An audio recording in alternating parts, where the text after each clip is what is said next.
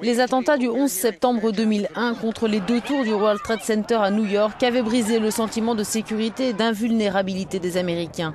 Ils ont aussi ouvert un chapitre noir dans l'histoire des droits et libertés des citoyens.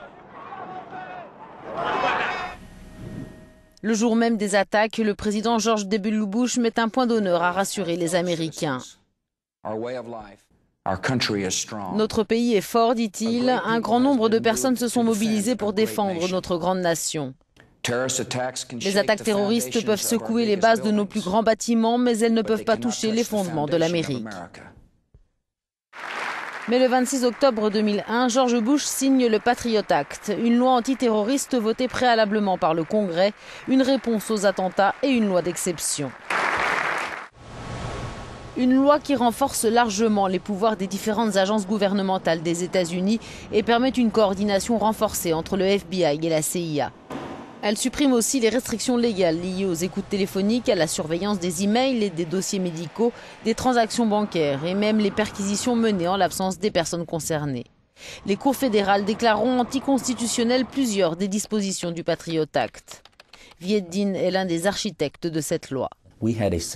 Nous avions un système d'autorisation de surveillance qui avait été promulgué en 1968, dit-il. Le Patriot Act a permis que les autorisations données à la police suivent la technologie.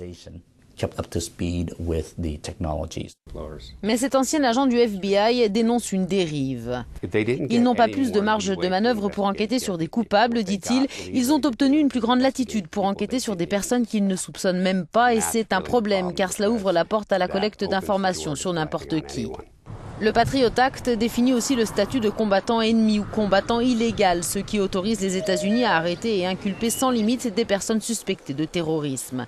En 2006, George W. Bush signe le Military Commission Act, une loi autorisant les méthodes dures d'interrogatoire contre les suspects de terrorisme, les centres de détention clandestins à l'étranger et le jugement des détenus de Guantanamo par des tribunaux militaires.